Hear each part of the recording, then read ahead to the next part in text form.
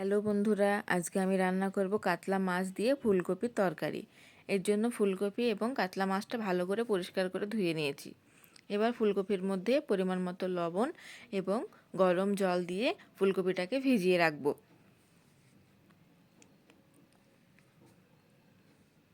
দেখো বন্ধুরা, ফুলকপিটা গরম জল এবং লবণ দিয়ে ভিজিয়ে রেখেছি। এটাকে এবার সরিয়ে রাখবো। এদিকে আমি কাতলা মাছের মধ্যে পরিমাণ মতো লবণ এবং হলুদ দিয়ে ভালো করে মাখিয়ে নেব।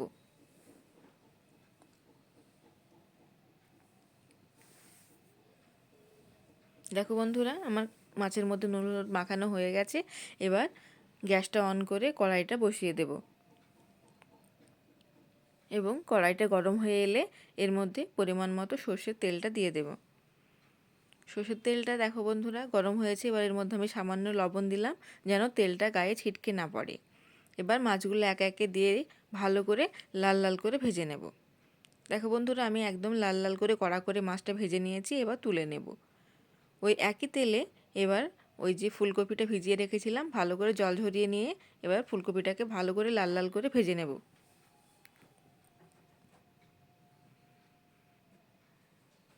দেখো বন্ধুরা, ফুলকপিটা লাল লাল করে ভেজে নিয়েছি। এবার এটাকে তুলে নেব। ওই তেলের মধ্যে এবার দিয়ে দিলাম কালো জিরে ফোড়ন, এরপর দিয়ে দিলাম কাঁচা লঙ্কা চেরা, এরপর দিয়ে দিলাম কয়েক টুকরো আলু। আলুটাকে ভালো করে একটু লাল লাল করে ভেজে নেব। এর মধ্যে এবার দিয়ে দিলাম আদা রসুন বাটা। আদা রসুন বাটাটাকে দিয়ে একটু ভালো করে আলুর সঙ্গে কষিয়ে নেব। এবার দিলাম পরিমাণ মতো লবণ, পরিমাণ মতো হলুদ এবং জিরে গুঁড়ো। ভালো করে এবার মশলাটাকে কষিয়ে নেব আলুর সঙ্গে। সামান্য জল দিয়ে দিলাম যেন মশলাটা না লেগে যায়। দেখো বন্ধুরা, এবার এর মধ্যে দিয়ে দিলাম টমেটো কুচি। টমেটোটা দিয়ে আবারও একটু ভালো করে আলুটাকে নেড়ে নেড়ে কষিয়ে নেব। এটাকে একটু ঢাকা দিয়ে ভালোভাবে আলু আর টমেটোটাকে কষিয়ে নিলাম। এবার এর মধ্যে দিয়ে দেব ফুলকপি ভাজাটাকে।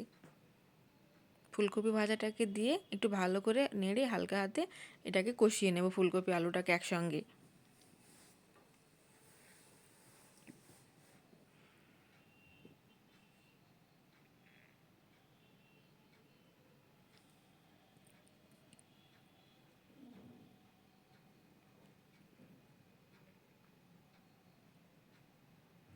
দেখো বন্ধুরা, আলু ফুলকপিটাকে ভালো করে কষিয়ে নিয়েছি।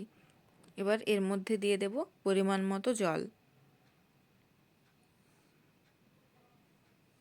জলটা দেওয়া হয়ে গেছে। এবার এটাকে ভালোভাবে ফুটিয়ে নেব।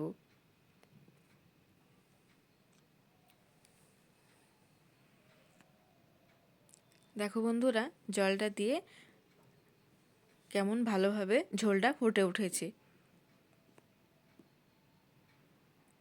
এইভাবে ফুলকপিটাকে 80% সিদ্ধ করে নেব। দেখো বন্ধুরা, ভালোভাবে ফুলকপিটা আমার প্রায় 80% সিদ্ধ হয়ে গেছে। এবার এর মধ্যে ভাজা মাছগুলো দিয়ে দিলাম। ভাজা মাছটা দেওয়ার পরে হালকা হাতে একটু নেড়ে ঢাকা দিয়ে রান্না করব।